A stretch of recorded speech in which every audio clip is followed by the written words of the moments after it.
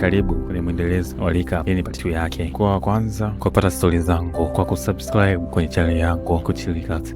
Okay, tunaendelea tulipoishia. Baada ya Gandalf akiwa na wale mbilikimo wengine na Bilbo akiwemo, walifanikiwa kuwatoka wale maorcs walikuwa wanawatafuta, lakini hawakufanikiwa kuwakimbia kabisa. Kwa hiyo ilibidi waanze kukimbia kutafuta sehemu ya kujificha tena, maana wale maorcs walikuwa wanawafuata kila wanapoenda. Hawakutaka kuwaacha, walikimbia mpaka kwenye nyumba moja hivi. Hiyo nyumba Gandalf alisema wanajua nani anamiliki. Walifika wakajifungia ndani, wakawa wameokoka na maorcs. Kiongozi maorcs ambaye anaitwa Arzok alipoona kuwa vita imekuwa kubwa upande wake, alienda kuomba msaada kwa wenzie. Walimpa msaada kwa kumpa makamanda wengine ambao ni majitu kama yeye, ili wamsaki Thorin wamuue. Asubuhi kulipokucha, Gandalf alitoka kwenda kumshukuru yule jamaa aliyewalinda usiku kucha, maana asingekuwa yeye maorcs wangekuja. Maorcs walikuwa wanamwogopa yule mshikaji. Jamaa ni mrefu, amepanda hewani, hadi Gandalf yeye ni mfupi, japo Gandalf anaonekana ni mrefu sana, lakini kwa mshikaji jamaa ni mrefu sana.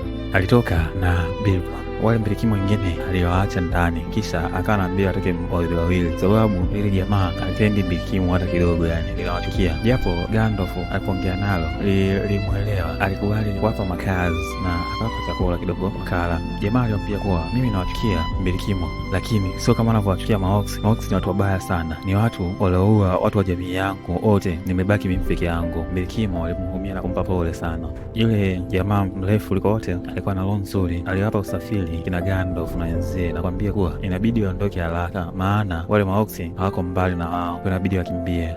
Walianza safari ya kutembea kuna huku, nia yao ni kwenda kwenye ule mlima ambapo ulikuwepo ufalme wa mbilikimo ulipotezwa na nani? Na Dragon. Walipofika mbele, Gandalf alianza kuangalia kuna kitu akielewi, kuna vitu anaanza kuwa havielewi. Alirudi na kuambia kuwa mimi naondoka, naenda sehemu yangu kufuatilia kitu ambacho sijakielewa, ila nyie endeleeni na safari, tutakutana mbele kwa mbele. Bilbo apenda Gandalf aondoke, maana ni mshikaji wake sana, akiondoka itakuwaje? Bila akuwa na jinsi. Gandalf aliondoka. Kiongozi wa msafara bali kuwa ni Thorin ambaye ni mjukuu wa ufalme wa mbilikimo. Safari iliendelea wakiwa wanatembea sehemu walielekezwa na Gandalf. Wanafika kwenye makazi ya Buibui. Japo mwanzo waliona ni kawaida, hakuna kitu, lakini mwisho wa siku walijikuta wamekamatwa na Buibui. Kilichosaidia ni nani? Kilichosaidia ni Bilbo, sababu Bilbo alipokamatwa na Buibui, yeye alikuwa na panga lake, kwa hiyo alichana ule utando wa Buibui. Baada ya kuchana utando wa Buibui, aligundua kuwa wenzie pia wamekamatwa. Kwa hiyo alichokifanya ili aokoe wenzie, alivaa ile pete ya ajabu ambayo inamfanya asionekane na kuanza kuokoa wenzie. Alianza kuokoa mmoja baada ya mwingine, huku akiwakatakata wale Buibui. Alifanikiwa kuokoa wale mbilikimo na wakaanza pambana na wale mabuibui. Japo pete ilianguka, Bilbo ikabidi aanze kupigana na Buibui alikuwa karibu na pete yake. Bilbo alifanikiwa kumshinda yule Buibui, akachukua pete yake. Wakiwa wanaendelea kupigana na Buibui, kuna maelves walitokea na kuanza kuwashambulia wale mabuibui, kisha walioweka chini ya ulinzi wale mbilikimo wote, wakachukua na silaha zao. Lakini kipindi mbilikimo wengine wao wakamatwa, Thorin akiwa ndo kiongozi wao, Bilbo hakukamatwa maana alikuwa amevaa ile pete ya ajabu. Kwa hiyo alikuwa anakuja hivyo hivyo, japo kuna mlinzi alikuwa anashuka, lakini hamuoni. Walichukuliwa wale mbilikimo wakaenda wakafungwa jela, lakini Kieran alionekana kupendeza sana na mdada mmoja wa Elvis pale, na mdada na yeye anaonekana kumpenda yule jamaa kuitwa Kieran. Mdada anasema kuwa yule jamaa anaonekana kama yeye ni mbilikimo, japo ni mbilikimo, kamkubali. Thorin aliitwa na mfalme ambaye alimnyima msaada akiwa anautaka. Mfalme alimpa ofa ya kuweza kuungana na yeye ili afanikiwe kurudisha ufalme wake, lakini badala yake Thorin alikataa ofa yoyote kutoka kwa mfalme ambaye alikataa kumpa msaada wakati yeye ana shida na anautaka. Walimrudisha selo. Wenzio wanaamika kuwa mfalme gani anakuwa hivyo, anakataa ofa ya kutoa nje sisi. Bilbo alikuwa anakuja mdogo mdogo, walinzi hawamuoni. Kwa anachokifanya ni anakuja mdogo mdogo, nia yake ni kuwaokoa wenzie waliofungwa. Alikuja akaiba funguo za walinzi walikuwa wamejisahau, wamelala. Alichukua funguo na kwenda kufungua selo za wenzie. Alifanikiwa kuwaokoa tena wale mbilikimo, kisha yeye ndo akawa kiongozi wao, akawaongoza mpaka kwenye mapipa fulani hivi, akamwambia ingia kwenye mapipa, kisha akabonyeza kuna mti fulani. Wale mbilikimo wote wakaanguka chini ya maji, kabaki yeye, na yeye pia kabla ya washaji hajaja kumtafuta alijirusha ndani ya maji. Maelvis kazi yake ni moja, kuwatafuta wale mbilikimo. Walipoenda wakamata warudishe selo. Wale maelvis walikuwa ndani ya maji, inaonekana Inaonekana kuwa mpango wa Bilbo ulikuwa ni bora kwa sababu alifanikiwa kuweka chini ya maji na mitumbwi, yale mapipa yalikuwa yanaelea kwenye maji. Lakini wakiwa wanaendelea kwenda, Maelvis walifungwa lango la majini, kwa hiyo ukawa kuna njia ya toka kwenda, wanataka kwenda kwa mbilikimo. Ghafla yaliingia maoksi na kuvamia ule ufalme wa Elvis. Elvis walianza kupigana na wale majitu yaliyovamia pale, kwa hiyo vita ikawa ni noma sana. Mapigano yaliendelea, mapigano yalikuwa ni hatari sana. Kwa jamaa mmoja wakuitwa Kili. Kili ni shujaa sana. Jamaa alijitahidi kupigana na wale ili afungulie wenzie mlango ile geti kwa pale kwenye maji ondoke, lakini alipigwa mshale mguu.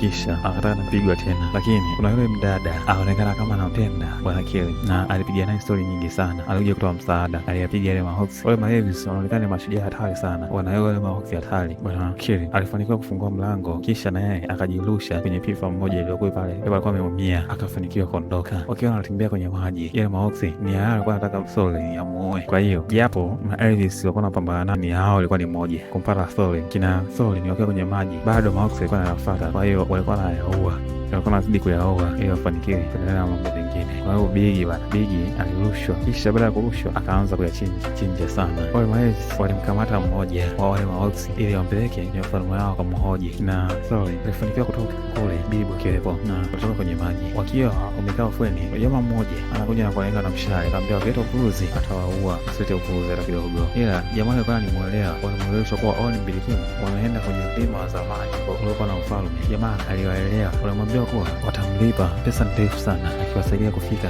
sehemu wanaoenda, wanaomba awavushe lile ziwa pale. Jamaa alikubali na kwanza kuwavusha kwenye lile ziwa, huku maoksi akiwa anakuja. Elvis walipofanikiwa kumkamata yule jamaa alianza kumtia tumbo na kumwambia kuwa wale mshikaji tulimchoma mshale pale, yule jamaa haponi, ule mshale una sumu. Mwanadada hapa alikasirika sana baada ya kusikia vile, alafu linazidi kutokana na lile lioksi. Jana aliondoka pale, mfalme akabaki na alihoji ile shikaji nikamwambia kuwa ufalme wako utawaka moto, hautakuwepo ufalme wako tena. Yule mfalme alimchinja pale Elvis. Jamaa akuita Legolas alikuja na kumwambia mlinzi kuwa funga mlango hapo, mfalme asema ufungwe, lakini alimwambia kuwa Chai hayupo, kaondoka. Mali gundua kuwa Chai hayupo. Huku upande wa pili huku na Bilbo walifanikiwa kupanda ile mashua ndogo, wakaanza kutembea kwenye maji. Walipofika mbele, waliona mji uliojengeka vizuri kabisa, ila mji ule hawezi kupita bila kibali. Kwa hiyo walichofanya, yule jamaa aliwaingiza kwenye mapipa wale mbilikimo, kisha akaweka juu samaki, maana wakionwa na wale walinzi wa pale, walinzi hawana huruma hata kidogo. Alitoa leseni yake ya kwanza yule jamaa, leseni nataka kubaliwa kwa wapite, lakini kwa jamaa mmoja likaja likasema ile leseni hairuhusiwi hata kidogo, sababu alichobeba ni tofauti na leseni ilichoandikwa. Kwa jamaa akasema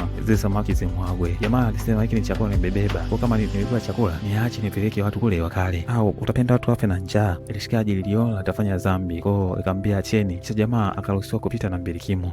Mfalme wa ule ufalme alikuwa na mfalme ambaye hajiamini, kwa sababu wananchi wake walikuwa hawampendi hata kidogo. Alikuwa anaongoza vibaya. Kina Thorin walifanikiwa kutoka kwenye haya mapipa, lakini kuna walinzi waliwaona. Walichokifanya, waliwapiga na kuwaua pale wale walinzi. Ile mfalme wa ile nchi anakuja na kwanza kuuliza kuna nini, lakini wananchi wa pale waliziba wale walinzi wasionekane kwa mfalme, maana akionekana itakuwa ni hatari. Kwa hiyo ile mfalme akaona kitu akaondoka. Ile jamaa alifanikiwa kuwapeleka wale mbilikimo kwake, aliwafikisha kwake, kisha washikaji wataka silaha. Kwa alichokifanya, alienda kutafutia silaha, lakini silaha alizowaletea walizikataa na kusema silaha gani? Silaha waga sio hizi, silaha zinakuwa za chuma. Kwa washikaji walikataa silaha, wakamwambia kuwa atafutie silaha zingine. Huko pale kwenye ile nchi uvumi uliendelea kiasi kuwa kuna mbilikimo wapo kwenye ile nchi. Kwa hiyo kama utabiri ulivyosema, mbilikimo anatokea na uje kuwaokoa wananchi, ndio imetokea hivyo. Wale mbilikimo walipoona ile silaha nzuri, waliamua kwenda kuiba wao wenyewe, lakini wakiwa wanaiba silaha walikamatwa na walinzi wa pale, wakapelekwa kwa mfalme. Nilipofika kwa mfalme kama kawaida, yule mfalme hana roho nzuri hata kidogo, ni muuaji. Walianza kujieleza, kisha Thorin alipewa wakati wa kujieleza. Alijieleza yeye ni nani, anatoka wapi, na aliwaambia kuwa kama wakimpa makazi pale akafanikiwa kurudisha ufalme wake atawapa dhahabu za tosha. Kwa hiyo wamsikilize. Japo kuna msikaji alikuja akamkatalia kuwa anachokisema hakiwezi kutokea na ni mbaya, kwa sababu atafanya wananchi wengi wauawe. Lakini Thorin kilichomfanya aminike zaidi ni kuwapa dhahabu hadi wananchi wa kawaida, na wananchi wanataka dhahabu. Kwa hiyo mfalme alimkubalia kuwa nimekubalia chotaka na karibu sehemu kwenye ufalme wangu. Kwa hiyo wale mbilikimu wakawa ma-VIP. Safari yao ilikuwa ni ndefu, kwa hiyo hawakupoteza muda. Siku iliyofuata walichoamua ni kuondoka. Walipewa usafiri, kisha ndugu yao Kiln alipigwa mshale wa sumu walimwacha kwenye ule ufalme. Japo aligoma, lakini walimwambia kuwa ukiondoka na sisi utapata shida, bora ukae hapa hapa. Jamaa hakupenda, lakini aendelea kuishi pale. Ile mfalme alipoondoka ile Thorin aliwakataa wale mbilikimu wengine, wakaenda kwa ile jamaa aliowaleta akawapokea. Baada ya kutembea muda mrefu, wakiwa wanatembea kuna huko, waliangalia na kuona ule mlima unapoenda, kisha wakatafuta njia na kwanza kwenda kwenye ule ufalme wa zamani. Ila Gandalf alipokuwa ameenda alibahatika kujua kuwa kumbe baba yake na Thorin hakufa bana, ni mzima. Siku hiyo anapigana vita alitekwa na ile maoksi yakaanza kuishi naye, kwa hiyo alifanikiwa kukutana naye. Hii habari akisikia Thorin atafurahi sana. Walifanikiwa kufika kwenye mlango wa kuingilia kwenye ule ufalme, lakini walikosa mwanga wa jua, na wao walijua kwa mwanga wa jua ndio kila kitu. Walikata tamaa na kuanza kuondoka, lakini kama unavyojua Bilbo sio mtu akukata tamaa hata kidogo. Alianza kutafuta nini kinachoendelea hapa mpaka mlango ufunguke. Aligundua sio mpaka mwanga wa jua, bali hata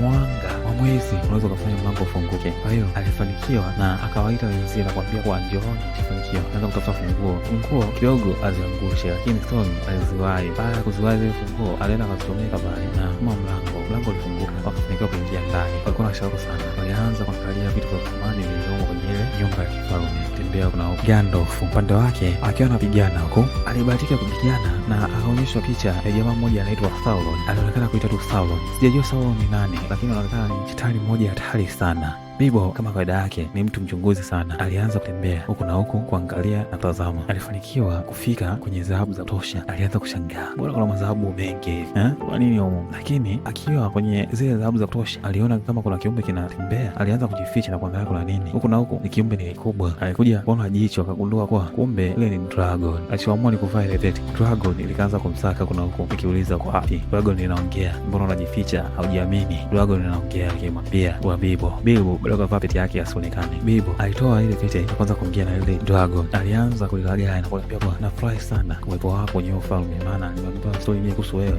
Jamaa anaongea, kuna vingine nataka ujue. Amna, hivyo ninavyojua vinatosha. Bilbo anasema. Bilbo kuna Akaston ya mbilikimu, ambayo Akaston inaunganisha mbilikimu wote wa dunia nzima. Akiwa nao ile ilikuwa jambo zuri sana. Aliona akaanza kuitafuta na kukimbilia huku lile dragon lilianza kumfuza Bilbo, likiwa napiga naye story na litaka kumpulizia moto limuue. Hana faida tena. Bilbo anafanikiwa kupata ile Akaston ya mbilikimu wote, ila sasa lile dragon lilitaka kumpulizia moto limuue kabisa, lakini alifanikiwa kuepa baada ya kuvaa pete likaacha kumuona. Huku nako ile maoksi yalivamia pale sababu alijua kuwa Thorin atakuwa pale, lakini hawana bahati sababu Elvis alikuwa shafika pale. Walianza kuwachinja na Elvis hawanaga huruma na wale. Kwa mfano kuna hii hapa hivi, Elvis mmoja alijipendekeza. Baada ya kujipendekeza, kuna Elvis mmoja alipigwa akadunda. Baada ya kudunda mwenzie akaja juu, ile mwenzie akachinjwa afu akabaki juu. Ni noma. Ile mdada anaonekana anampenda Kelly, akakuja kumtengenezea dawa ili amponeshe ile sumu yake. Thorin aligundua kuwa Bilbo kuna kitu anaficha, lakini akiwa anaendelea kuongea na Bilbo, maana Bilbo alikuwa ametoka kuongea na dragon likaja na kutaka kuonyesha moto vile, lakini walikimbia. Dragon likawa limewakosa. Sasa vita ikawa ni dragon na wao, ilikuwa noma. Huku yule demu anazidi kumtibu jamaa kuitwa Kelly, maana bila yeye atakufa yule jamaa, na huku na penyewe wanapigana na yule dragon lenye nguvu ndiye kuona. Lakini kuna Elvis mmoja akuitwa Legolas, kuna kitu aligundua kiko sawa. Alichukua farasi chap kwanza kuondoka, huku wenzake akimfuata. Huku upande wa kina Bilbo, dragon anazidi kuwatesa kwa moto. Sana Thorin ndo anatesa sana ile dragon, lakini walichokifanya ilibidi watengenezee mtego ile dragon ili waweze kuliua. Walitengenezea mtego, japo alikuwa anapuliza moto, ila walitengenezea mtego uliingie kwenye uji wa moto. Walitengeneza ule uji haraka, kisha wakalisababishia lianguke kwenye ule moto. Japo waliteseka sana, lakini inabidi wafanye hivyo ili wafanikiwe kulishinda ile dragon. Ilikuwa kazi, lakini walifanikia kulifukuza ile dragon. Lilianguka kwenye ule uji wa moto uliotengenezwa kwa kutumia sanamu la mfalme wa zamani wa mbilikimu wote. Baada ya kuruka juu ikaondoka ile dragon. Sasa sijajua limeondoka au litarudi. Hii ni part 2 inaishia hapo. Tukutane part 3 ya hii recap kali kabisa kwa kutokea. Kama unataka story nyingine kali kama hizi, subscribe kwenye channel yangu. Yanayokuja yanafaisha. Dragon kashatoka kwenye ufalme wa mbilikimu. Je, anaenda wapi? Tukutane part 3 tutajiona kinafuata.